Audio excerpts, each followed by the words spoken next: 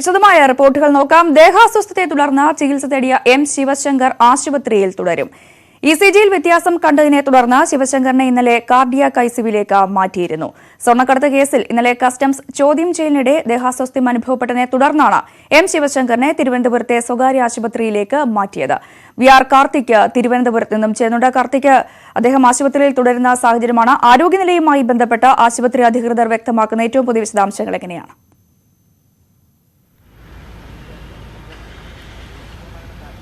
ഇന്നലെ അദ്ദേഹത്തെ ആശുപത്രിയിൽ എത്തിച്ചപ്പോൾ തന്നെ 24 മണിക്കൂർ നിരീക്ഷണത്തിലായിരിക്കും എന്ന് ഡോക്ടർമാർ വ്യക്തമാക്കിയിരുന്നു. ഇന്നലെ ECG ടെസ്റ്റ് അടക്കം നടത്തി. ഇതിൽ ചെറിയ വേരിയേഷൻ ഉണ്ടായിരുന്നു ഹൃദയത്തിൻ്റെ പ്രവർത്തനങ്ങളിലടക്കം. അത് സംബന്ധിച്ച വിശദമായ പരിശോധനകളാവും ഇന്ന് നടക്കുക. ആൻജിയോഗ്രാം അടക്കമുള്ള പരിശോധനകൾ ഇന്ന് നടക്കും. 9 മണിയോടുകൂടി ആൻജിയോഗ്രാം പരിശോധന നടക്കുമെന്നാണ് മനസ്സിലാക്കാൻ സാധിക്കുന്നത്. ഇതിൻ്റെ അദ്ദേഹത്തിൻ്റെ ആരോഗ്യനില സംബന്ധിച്ച വിശദമായ റിപ്പോർട്ട് കസ്റ്റംസിനും കൈമാറാനാണ് സാധ്യത. കഴിഞ്ഞ ദിവസം തന്നെ ഉദ്യോഗസ്ഥർ അദ്ദേഹത്തിൻ്റെ ആരോഗ്യനിലയിലെ പുരോഗതി സംബന്ധിച്ച കൃത്യമായ വിവരങ്ങൾ കൈമാറണം എന്നൊരു നിർദ്ദേശം ഡോക്ടർമാർക്ക് നൽകിയിരുന്നു. ഏതായാലും വളരെ നാടകീയമായ സംഭവങ്ങളാണ് ഇന്നലെ തലസ്ഥാന നഗരത്തിൽ വൈകിട്ടോടെ അരങ്ങേറിയത്. ഏതാണ്ട് 5:30യോടുകൂടി കസ്റ്റംസ് ഉദ്യോഗസ്ഥർ എം ശിവശങ്കറിൻ്റെ പൂജപ്പുരയിലെ വീട്ടിൽ എത്തുന്നു. അദ്ദേഹത്തോട് ചോദ്യം ചെയ്യലിനായി ഒപ്പം വരണം എന്ന് നിർദ്ദേശിക്കുന്നു. സമൻസ് അടക്കമുള്ളവ കൈമാറി നടപടിക്രമങ്ങൾ പൂർത്തീകരിച്ച് അദ്ദേഹത്തെ കസ്റ്റംസിൻ്റെ കാറിൽ തന്നെ തിരുവനന്തപുരത്ത് പ്രസ് ക്ലബിന് അടുത്തുള്ള കസ്റ്റംസിൻ്റെ പ്രിവൻറ്റീവ് ഓഫീസിലേക്ക് കൊണ്ടുപോകുന്ന വഴിക്കാണ് അദ്ദേഹത്തിന് ദേഹാസ്വാസ്ഥ്യം ഉണ്ടായത്. തുടർന്ന് അദ്ദേഹം തന്നെ ആദ്യഘട്ടത്തിൽ കാർ ഡ്രൈവറോട് ഗുളിക വാങ്ങി നൽകാൻ ആവശ്യപ്പെട്ടു. രക്തസമ്മർദ്ദത്തിൻ്റെ ഗുളിക വാങ്ങി നൽകാനായിരുന്നു ആവശ്യപ്പെട്ടിരുന്നത്. അതിനുശേഷം കൂടുതൽ അസ്വസ്ഥതകൾ അദ്ദേഹം പ്രകടിപ്പിച്ചതിന് ശേഷം അദ്ദേഹത്തിൻ്റെ തന്നെ നിർദ്ദേശാനുസരണമാണ് തിരുവനന്തപുരം കിള്ളിപ്പാലത്തെ ഈ സ്വകാര്യ ആശുപത്രിയിൽ അദ്ദേഹത്തെ എത്തിച്ചത്. ഏതായാലും വിശദമായ പരിശോധനകൾ ഇന്ന് നടക്കും. അദ്ദേഹത്തിൻ്റെ പരിശോധനാ റിപ്പോർട്ടുകളുടെ അടിസ്ഥാനത്തിലായിരിക്കും തുടർ നടപടികൾ. മറ്റൊന്ന്, ഔദ്യോഗികമായി സ്ഥിരീകരണം ഉണ്ടായിട്ടില്ല എങ്കിൽ കൂടിയും കൊച്ചിയിൽ നിന്നടക്കം കസ്റ്റംസിന്റെ 2 ഉദ്യോഗസ്ഥർ ഇന്നലെ തിരുവനന്തപുരത്ത് എത്തിയിരുന്നു. വിശദമായ ചോദ്യം ചെയ്യൽ, പുതിയ കേസിൽ അദ്ദേഹത്തെ വിശദമായ ചോദ്യം ചെയ്യലിനാണ് ഉദ്ദേശിച്ചിരുന്നത് എന്നാണ് പുറത്തു വരുന്ന വിവരങ്ങൾ. അതായത് സ്വർണ്ണക്കടത്ത് കേസിലെ മുഖ്യപ്രതി സ്വപ്ന സുരേഷ് വിദേശത്തേക്ക് കറൻസി കടത്തിയതുമായി ബന്ധപ്പെട്ട കേസിൽ ഇദ്ദേഹത്തിൻ്റെ ഏതെങ്കിലും തരത്തിലുള്ള സഹായം ലഭിച്ചിട്ടുണ്ടോ, എം ശിവശങ്കറിൻ്റെ സഹായം അക്കാര്യത്തിൽ ലഭിച്ചിട്ടുണ്ടോ എന്നതടക്കമുള്ള കാര്യങ്ങളിലാണ് വിശദമായ ചോദ്യം ചെയ്യലിനാണ് കസ്റ്റംസ് ഉദ്ദേശിച്ചിരുന്നത് എന്നാണ് മനസ്സിലാക്കാൻ സാധിക്കുന്നത്. ഏതായാലും ഇപ്പോഴും അദ്ദേഹം തിരുവനന്തപുരം കിള്ളിപ്പാലത്തെ ഈ സ്വകാര്യ ആശുപത്രിയിൽ തന്നെ തുടരുന്നു. ഇന്ന് അദ്ദേഹം ഇവിടെ തന്നെ തുടരുകയും ചെയ്യും. 9 മണിയോടുകൂടി ആൻജിയോഗ്രാം അടക്കമുള്ള പരിശോധനകൾ നടക്കും. അതിനുശേഷമായിരിക്കും അദ്ദേഹത്തിൻ്റെ ആരോഗ്യനില സംബന്ധിച്ച ഒരു വ്യക്തത വരിക. ഔദ്യോഗികമായി ആശുപത്രി അധികൃതരുടെ വാർത്താക്കുറിപ്പും ഇന്ന് പ്രതീക്ഷിക്കുന്നു. ശരി കാർത്തിക്. ഇന്നലെ വൈകിട്ട് 7 മണിയോടുകൂടിയാണ് എം ശിവശങ്കറെ തിരുവനന്തപുരത്തെ സ്വകാര്യ ആശുപത്രിയിൽ പ്രവേശിപ്പിച്ചത്. വൈകിട്ട് ശിവശങ്കറിന്റെ വീട്ടിലെത്തിയ കസ്റ്റംസ് സംഘത്തിനൊപ്പം വാഹനത്തിൽ കയറിയപ്പോഴായിരുന്നു ദേഹാസ്വാസ്ഥ്യം. ശിവശങ്കറിന്റെ അറസ്റ്റ് ഉണ്ടായേക്കുമെന്ന അഭ്യൂഹങ്ങൾ ഉയർന്നെങ്കിലും ഡോക്ടറുമായുമുള്ള ചർച്ചയ്ക്ക് ശേഷം കസ്റ്റംസ് NIA സംഘം ആശുപത്രിയിൽ നിന്നും മടങ്ങുകയായിരുന്നു. വൈകിട്ട് 5:30 കൊച്ചിയിൽ നിന്ന് തിരുവനന്തപുരത്തെ പൂജപ്പുരയിലെ വസതിയിലെത്തിയ ശിവശങ്കറിനെ കാത്ത് കസ്റ്റംസ് സംഘം. കസ്റ്റഡിയിലെടുക്കാനായിരുന്നു കസ്റ്റംസിന്റെ നീക്കമെന്നാണ് സൂചന. കസ്റ്റംസ് സംഘത്തിന്റെ വാഹനത്തിൽ കയറിയ ശിവശങ്കറിന് ദേഹാസ്വാസ്ഥ്യം അനുഭവപ്പെടുകയായിരുന്നു. കസ്റ്റംസ് വാഹനത്തിൽ തന്നെ ശിവശങ്കറിനെ കരമനയിലെ സ്വകാര്യ ആശുപത്രിയിലെത്തിച്ചു. കാർഡിയാക് ഐസിയുവിൽ പ്രവേശിപ്പിച്ച ശിവശങ്കറിന് ECG പരിശോധനയിൽ നേരിയ വ്യതിയാനം കണ്ടെത്തി. കസ്റ്റംസ് ഡെപ്യൂട്ടി കമ്മീഷണർ രാമമൂർത്തിയും NIA സംഘവും ആശുപത്രിയിലെത്തി. ശിവശങ്കറിന്റെ അറസ്റ്റ് രേഖപ്പെടുത്തിയേക്കുമെന്ന് അഭ്യൂഹമുയർന്നെങ്കിലും ഡോക്ടർമാരുമായുള്ള ചർച്ചയ്ക്ക് ശേഷം സംഘം മടങ്ങുകയായിരുന്നു. സ്വർണ്ണക്കടത്ത് കേസിൽ 70 മണിക്കൂറോളം 3 കേന്ദ്ര ഏജൻസികൾ ശിവശങ്കറെ ചോദ്യം ചെയ്തിരുന്നെങ്കിലും അറസ്റ്റിലേക്ക് എത്താനുള്ള തെളിവുകൾ ലഭിച്ചിരുന്നില്ല. ഇന്നലെ വൈകിട്ട് BJP ദേശീയാസ്ഥാനത്ത് കേന്ദ്രമന്ത്രി V മുരളീധരനും BJP ദേശീയ നേതാക്കളും സ്വർണ്ണക്കടത്തിൽ വാർത്താസമ്മേളനം വിളിച്ചു ചേർത്തിരുന്നു. ഇതിന് പിന്നാലെയാണ് ശിവശങ്കറുമായി ബന്ധപ്പെട്ട നാടകീയ നീക്കങ്ങളെന്നതും ശ്രദ്ധേയം. ന്യൂസ് 18 തിരുവനന്തപുരം. വിദേശത്തേക്ക് നോട്ട് കടത്തിയതായി ആരോപിച്ച് സ്വപ്നയ്ക്കും സരിത്തിനുമെതിരെ കസ്റ്റംസ് പുതിയ കേസെടുത്തു. ശിവശങ്കറിനൊപ്പമുള്ള വിദേശയാത്രയിലാണ് സ്വപ്ന നോട്ട് കടത്തിയത് എന്നാണ് ആരോപണം. സ്വപ്നയുടെയും സരിത്തിന്റെയും അറസ്റ്റ് രേഖപ്പെടുത്തണമെന്നാവശ്യപ്പെട്ട് കസ്റ്റംസ് ഇന്നലെ സാമ്പത്തിക കുറ്റാന്വേഷണ കോടതിയെ സമീപിച്ചുവെങ്കിലും മതിയായ രേഖകളില്ലാത്തതിനാൽ കോടതി അറസ്റ്റ് അനുവദിച്ചില്ല. രേഖകളുമായി തിങ്കളാഴ്ച എത്താൻ കോടതി നിർദ്ദേശം നൽകി. ജോസ് കെ മാണിയുടെ മുന്നണി പ്രവേശനവുമായി ബന്ധപ്പെട്ട വാർത്തകളിലേക്ക് വരുമ്പോൾ ജോസ് കെ മാണിയുടെ ഇടതുമുന്നണി പ്രവേശനം അടുത്തയാഴ്ചയുണ്ടാകും. നാളെ CPM-ന്റെയും CPI-യുടെയും സംസ്ഥാന സെക്രട്ടറിമാർ കൂടിക്കാഴ്ച നടത്തും. അടുത്തയാഴ്ച അവസാനത്തോടെ ഇടതുമുന്നണി യോഗം ചേർന്ന് കേരള കോൺഗ്രസ് ജോസ് വിഭാഗത്തെ മുന്നണിയുടെ ഭാഗമാക്കും. അതിവേഗം തദ്ദേശ തെരഞ്ഞെടുപ്പ് പ്രവർത്തനങ്ങളിലേക്ക് കടക്കാനാണ് ഇടതുമുന്നണി തീരുമാനം. സംവരണ വാർഡുകൾ തീരുമാനിക്കപ്പെട്ട് കഴിഞ്ഞു. അടുത്തത് സീറ്റ് വിഭജനമാണ്. മുന്നണിയിലേക്ക് കേരള കോൺഗ്രസ് വരുമെന്ന് ഉറപ്പായി കഴിഞ്ഞതിനാൽ അവരെ കൂടി സീറ്റ് വിഭജന ചർച്ചകളിലൂടെ ഭാഗമാക്കും. അതുകൊണ്ട് തന്നെ എത്രയും വേഗം ജോസ് കെ മാണിയുടെ മുന്നണി പ്രവേശന കാര്യത്തിൽ തീരുമാനമെടുക്കാനാണ് CPM സംസ്ഥാന സെക്രട്ടേറിയറ്റ് യോഗം നിർദ്ദേശിച്ചത്. പുതിയ കക്ഷികളെ മുന്നണിക്ക് പുറത്തുനിന്ന് സഹകരിപ്പിച്ച ശേഷം മുന്നണിയുടെ ഭാഗമാക്കുകയാണ് ഇടത് മുന്നണിയുടെ രീതി. പക്ഷേ ജോസ് കെ മാണിക്ക് അത്തരമൊരു നിരീക്ഷണഘട്ടമുണ്ടാകില്ല. നേരത്തെ തന്നെ മുന്നണി പ്രവേശനം ലഭിക്കും. ജോസ് വിഭാഗത്തിന്റെ മുന്നണി പ്രവേശനം സംബന്ധിച്ച് LDF ചർച്ച ചെയ്ത് തീരുമാനിക്കും. അത് സംബന്ധിച്ച് LDFന്റെ അടുത്ത് ചേർന്ന സംസ്ഥാന കമ്മിറ്റി ഇതിന്റെ പ്രായോഗികമായ കാര്യങ്ങളെ സംബന്ധിച്ച് ചർച്ച നടത്തുന്നതായിരിക്കും. നാളത്തെ CPM CPI ചർച്ച കഴിഞ്ഞാൽ കാര്യങ്ങൾ കൂടുതൽ വേഗത്തിലാക്കും. തൊട്ടുപിന്നാലെ CPI യോഗവും ശേഷം ഇടതുമുന്നണിയും ചേരും. പാലാ സീറ്റിൽ NCP തർക്കമുന്നയിക്കുന്നുണ്ടെങ്കിലും അത് സംബന്ധിച്ച് ചർച്ചകൾ ഉടനുണ്ടാകില്ല. ന്യൂസ് 18 തിരുവനന്തപുരം.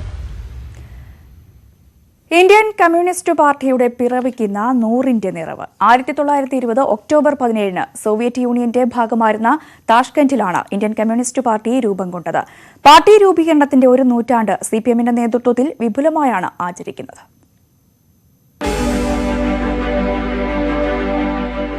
ഇന്ത്യൻ കമ്മ്യൂണിസത്തിന്റെ ചെങ്കൊടി തിളക്കത്തിന് ഒരു നൂറ്റാണ്ട്. MN റോയ് ഉൾപ്പെടെയുള്ളവരുടെ നേതൃത്വത്തിൽ താഷ്കന്റിൽ ചേർന്ന യോഗത്തിലായിരുന്നു ഇന്ത്യയിൽ കമ്മ്യൂണിസ്റ്റ് പാർട്ടിക്ക് രൂപം നൽകാനുള്ള തീരുമാനം.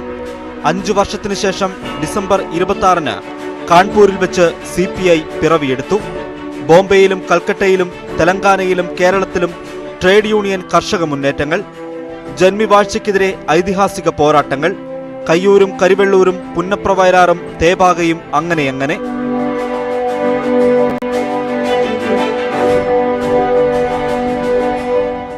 രക്തം ചിന്തിയ സമരകാഹളങ്ങൾക്കിടയിൽ കരുത്താർജിക്കുകയായിരുന്നു കമ്മ്യൂണിസ്റ്റ് പ്രസ്ഥാനം.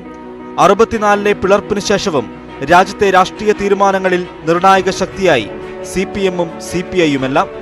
57 ബാലറ്റിലൂടെ ഐക്യകേരളത്തിൽ ആദ്യ കമ്മ്യൂണിസ്റ്റ് സർക്കാർ. പിന്നെ ബംഗാളിലും ത്രിപുരയിലും 3 സംസ്ഥാനങ്ങളിലും ദശകങ്ങൾ കൊടികുത്തി വാണു. 1996 മൂന്നാം മുന്നണിയുടെ പ്രധാനമന്ത്രിയായി ജ്യോതി ബസുവിന്റെ പേര് ഉയർന്നു കേട്ടു. എന്നാൽ പാർട്ടിക്കുള്ളിൽ നിന്നുയർന്ന എതിർപ്പ് കപ്പിനും ചുണ്ടിനുമിടയിൽ അവസരം നഷ്ടപ്പെടുത്തി. ഒരുപക്ഷെ മറിച്ചായിരുന്നെങ്കിൽ 3 സംസ്ഥാനങ്ങളിൽ മാത്രം സാന്നിധ്യമുള്ള പാർട്ടി എന്ന ദുഷ്പേരിന് അന്ത്യം കുറിക്കുമായിരുന്നു. ചരിത്രപരമായ വിഡ്ഢിത്തം ഇല്ലായിരുന്നെങ്കിൽ ഇനിയും വേരോട്ടമുണ്ടാകുമായിരുന്നുവെന്ന് വിശ്വസിക്കുന്നവർ പാർട്ടിക്കുള്ളിൽ തന്നെയുണ്ട്. ശേഷം ആദ്യം ബംഗാളിലും പിന്നീട് ത്രിപുരയിലും അടിതെറ്റി. അധികാരക്കണക്കിൽ കേരളത്തിലൊതുങ്ങി ഇപ്പോൾ കമ്മ്യൂണിസ്റ്റ് ഭരണം. എങ്കിലും ചോര കുതിർന്ന മണ്ണിൽ വീറോടെ നിന്ന ഭൂതകാലമാണ്. നൂറ്റാണ്ട് പിന്നിടുമ്പോഴും സൈദ്ധാന്തിക അടിത്തറ മാറാതെ പ്രസക്തിയോടെ നിൽക്കാൻ കമ്മ്യൂണിസ്റ്റ് പാർട്ടികൾക്ക് ഊർജം. News desk, news 18. ശബരിമല വാർത്തകളാണ് ഇനി. നിയന്ത്രണങ്ങളോടെ ദർശനം.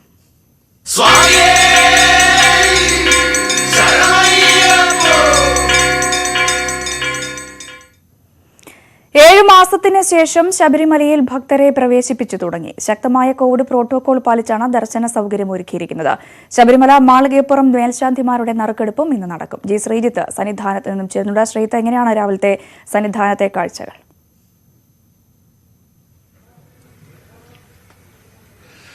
രഞ്ജിനി, ആൾത്തിരക്ക് വളരെ കുറവാണ് എന്ന് തന്നെ പറയേണ്ടി വരും. സ്വാഭാവികമാണ്, കാരണം 250 പേർക്ക് മാത്രമാണ് ഒരു സമയം ദർശനം ഉള്ളത്. ഇപ്പോൾ നമ്മൾ ദൃശ്യങ്ങളിലേക്ക് പോയാൽ തന്നെ ആരും ദർശനത്തിനായി ഇപ്പോൾ കാത്തു നിൽക്കുന്നില്ല എന്ന് തന്നെയാണ് നമുക്ക് എടുത്ത് കാണിക്കാനുള്ളത്. ഏതാണ്ട് 15ഓളം ആളുകൾ മാത്രമാണ് ഇതുവരെ ദർശനം നടത്തിയത് എന്ന് തന്നെ പറയേണ്ടി വരും.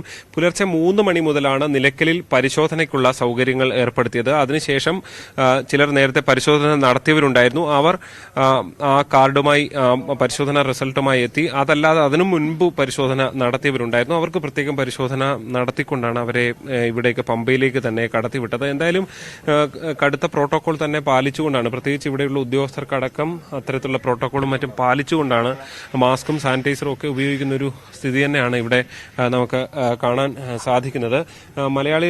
മലയാളികളെക്കാൾ കൂടുതൽ ഏതാണ്ട് അന്യ സംസ്ഥാനത്തു നിന്നുള്ള, പ്രത്യേകിച്ച് തമിഴ്നാട്ടിൽ നിന്നുള്ള ഭക്തരും മറ്റുമാണ് ഇവിടേക്ക് ദർശനത്തിനായി എത്തിക്കൊണ്ടിരിക്കുന്നത്. പക്ഷേ വളരെ ചെറിയ ഇടവേളകളിൽ മാത്രമാണ് ആളുകൾ എത്തുന്നത് എന്ന് തന്നെ പറയേണ്ടി വരും. എന്തായാലും ഒരുപക്ഷെ രോഗവ്യാപനം തടയുന്നതിന്റെ ഭാഗമായി ഇത്തരത്തിലുള്ള ക്രമീകരണങ്ങൾ തന്നെ വേണ്ടിവരുമെന്ന കാര്യത്തിൽ സംശയമില്ല. എന്തായാലും ഒരാൾ എത്തിക്കഴിഞ്ഞാൽ ഏതാണ്ട് 10 സെക്കൻഡ് ഇവിടെ ദർശനത്തിനുള്ള സമയം എന്നുള്ളതാണ്. പക്ഷേ ആളുകൾ പിന്നാലെ വന്നില്ല എന്നുണ്ടെങ്കിൽ അതിൽ കൂടുതൽ സമയം നിന്ന് തൊഴാൻ കഴിയുന്ന ഒരു സാഹചര്യമാണ് ഉള്ളത്. ഏതാണ്ട് 2 മണിക്കൂർ കൊണ്ട് തന്നെ ഈ വെർച്വൽ ക്യൂ, ഈ 5 ദിവസത്തെ വെർച്വൽ ക്യൂ ബുക്കിംഗും പൂർത്തിയാകുന്ന ഒരു സ്ഥിതിവിശേഷം ഉണ്ടായിരുന്നു. ഇനിയും ഇവിടെ നടക്കുന്ന ഏറ്റവും പ്രധാനപ്പെട്ട ഒരു ചടങ്ങ് മേൽശാന്തിയുടെ നെറുക്കെടുപ്പാണ്. കൃത്യം 8 മണിക്ക് തന്നെ ആ നെറുക്കെടുപ്പ് ആരംഭിക്കും. പന്തളം കൊട്ടാരത്തിൽ നിന്ന് തെരഞ്ഞെടുത്ത അയച്ച 2 പ്രതിനിധികൾ, 2 കുട്ടികളാണ് നെറുക്കെടുപ്പ് നടത്തുന്നത്. എന്തായാലും മേൽശാന്തിമാരായി ശബരിമലയിലേക്ക് 9 പേരും മാളികപ്പുറത്തേക്ക് 10 പേരുമാണ് ഈ പട്ടികയിൽ ഉള്ളത്. അടുത്ത മാസം 15 മുതലാണ് അവർ ചുമതല ഏറ്റെടുക്കുന്നത്. എന്തായാലും ആരൊക്കെയാണ് പുതിയ മേൽശാന്തിമാരെന്ന് അല്പസമയം കൂടി കഴിഞ്ഞാൽ നമുക്ക് അറിയാൻ സാധിക്കും. എന്തായാലും പ്രോട്ടോകോൾ പാലിച്ചുകൊണ്ട് ശക്തമായ സുരക്ഷയിലുള്ള ഒരു ദർശനകാലത്തിലേക്ക് വീണ്ടും ഏതാണ്ട് 7 മാസത്തിന് ശേഷമാണ് ഭക്തർക്ക് ശബരിമല അയ്യപ്പനെ കാണാൻ അവസരം ലഭിക്കുന്നത്. റോഡുകൾ പരിപാലിക്കാത്തതിന് കൊച്ചി കോർപ്പറേഷന് ഹൈക്കോടതിയുടെ രൂക്ഷ വിമർശനം. റോഡുകൾ തകർന്നു കിടക്കുമ്പോൾ കൊച്ചി കോർപ്പറേഷൻ അന്ധനും മൂകനുമാണെന്ന് ഹൈക്കോടതി വിമർശിച്ചു. കോർപ്പറേഷന്റെ മുന്നിലുള്ള റോഡ് പോലും തകർന്നു കിടക്കുന്നു. കോർപ്പറേഷൻ സെക്രട്ടറി 5 ദിവസത്തിനുള്ളിൽ നേരിട്ട് ഹാജരായി വിശദീകരണം നൽകാനും ഹൈക്കോടതി ഉത്തരവിട്ടു. എൻ ശ്രീനാഥ് ചേർന്നു. ശ്രീനാഥ്, കോർപ്പറേഷനെതിരെ രൂക്ഷ വിമർശനമാണ് ഹൈക്കോടതിയുടെ ഭാഗത്തു നിന്നും ഉണ്ടായിട്ടുള്ളത്. എങ്ങനെയാണ് മറ്റു കാര്യങ്ങൾ? രഞ്ജിനി, വളരെ നാളുകളായി കൊച്ചി കോർപ്പറേഷന് കീഴിലുള്ള റോഡുകൾ നന്നാക്കണം എന്ന് ഹൈക്കോടതി ആവശ്യപ്പെടുന്നു. ഇത് പരിശോധിക്കാനായി 3 ഓംബുഡ്സ്മാൻമാരെ കോടതി നിയമിച്ചിരുന്നു. ഈ ഓംബുഡ്സ്മാൻമാരുടെ റിപ്പോർട്ട് ഇന്നലെ കോടതിക്ക് മുമ്പാകെ എത്തി. ഈ റിപ്പോർട്ടിലാണ് ഈ കൊച്ചി കോർപ്പറേഷനിലെ പല റോഡുകളും തകർന്നു കിടക്കുന്നതായി ഓംബുഡ്സ്മാൻമാർ റിപ്പോർട്ട് ചെയ്തിരിക്കുന്നത്. മാത്രമല്ല, ഈ തകർന്ന റോഡുകളുടെ ചിത്രങ്ങൾ സഹിതമാണ് റിപ്പോർട്ട് സമർപ്പിച്ചിരിക്കുന്നത്. 24-ാം തീയതി ഇതേപോലെ കേസ് പരിഗണിച്ചിരുന്നു. ഓംബുഡ്സ്മാൻമാരുടെ പ്രാഥമിക റിപ്പോർട്ട് കിട്ടിയപ്പോൾ തന്നെ കോടതി കേസ് പരിഗണിച്ചിരുന്നു. അന്ന് ഈ റോഡുകൾ നന്നാക്കാതിരിക്കാൻ കാരണക്കാരായ എഞ്ചിനീയർമാരുടെയും അതേപോലെ കോൺട്രാക്ടർമാരുടെയും കരാറുകാരുടെയും വിവരങ്ങൾ കോടതിയെ അറിയിക്കണം എന്ന് കോർപ്പറേഷനോട് ആവശ്യപ്പെടുകയും ചെയ്തിരുന്നു. പക്ഷേ കോർപ്പറേഷൻ അത്തരത്തിൽ എന്തെങ്കിലും കാര്യങ്ങൾ അറിയിക്കാനോ അല്ലെങ്കിൽ തുടർ നടപടികൾ സ്വീകരിക്കാനോ തയ്യാറായില്ല.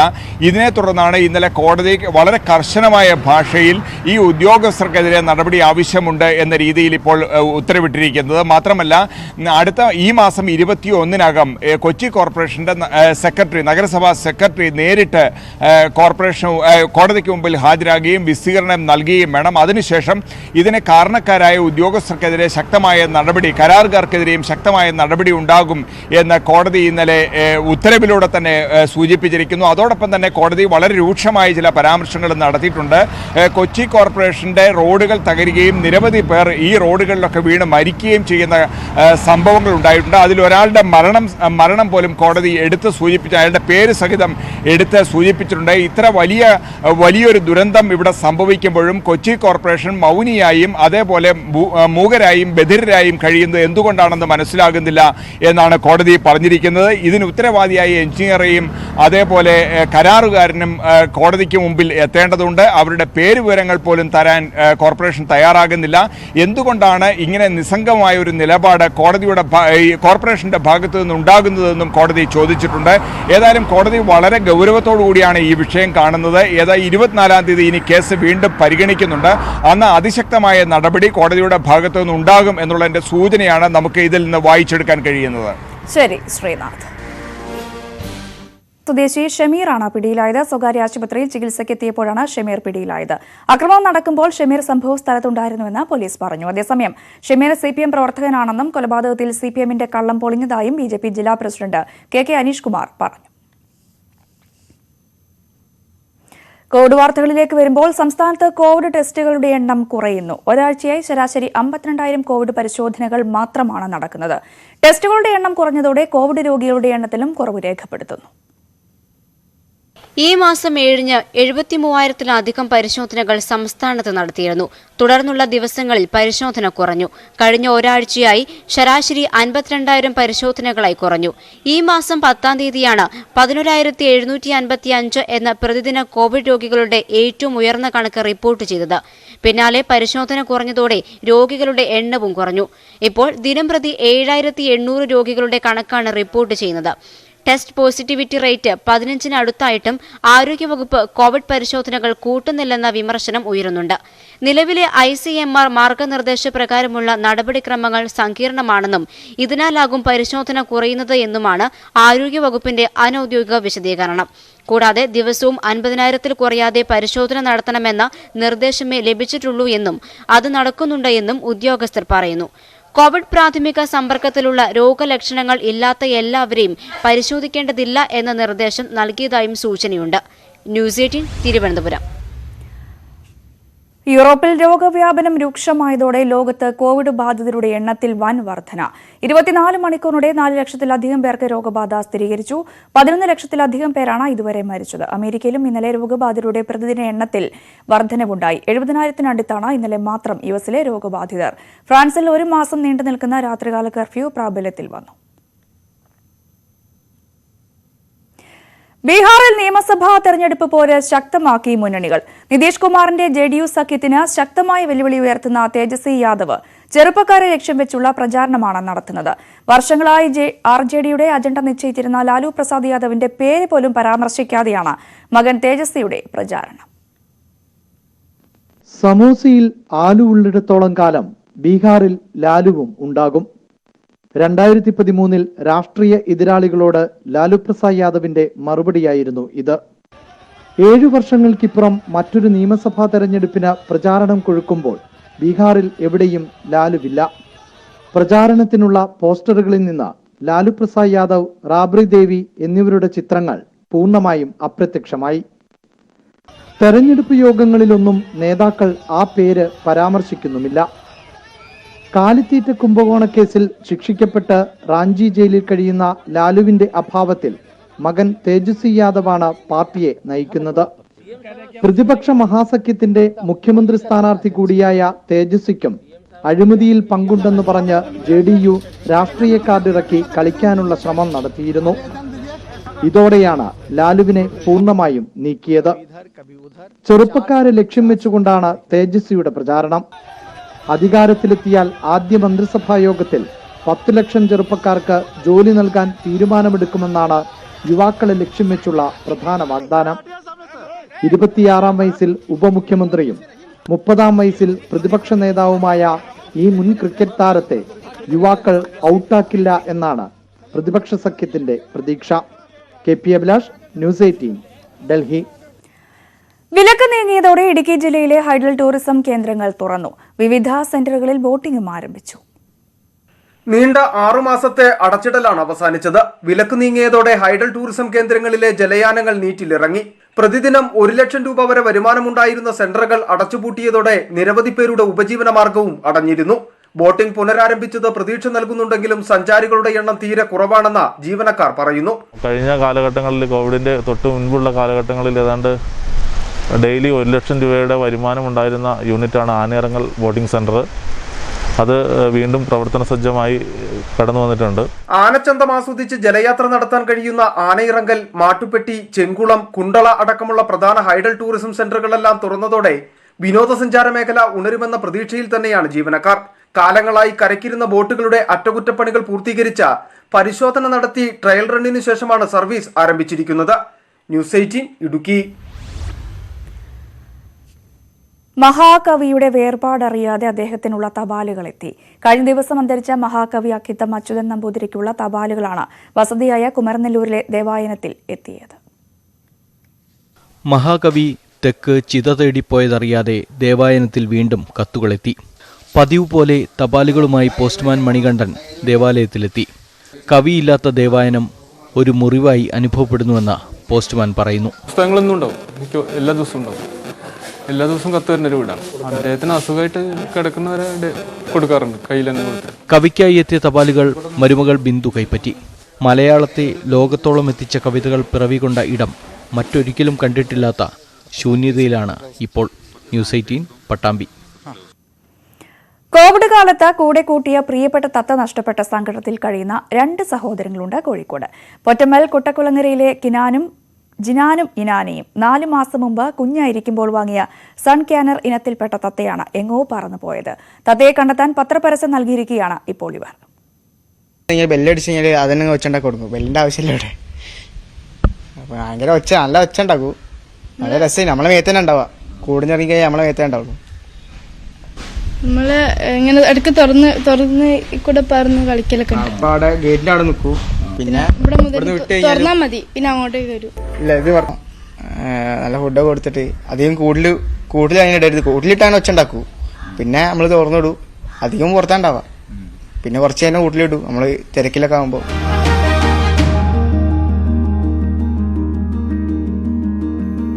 സ്വരൂപ് നിവേദ്യക്കൊപ്പം മുഹമ്മദ് ഷഹീദ്, ന്യൂസ് 18 കോഴിക്കോട്. ഇടവേളയ്ക്ക് ശേഷം നാട്ടുവർത്തമാനത്തിൽ അശ്വതയെത്തും. കൂടുതൽ വാർത്തകൾക്കും വിശദാംശങ്ങൾക്കും മലയാളം.news18.com.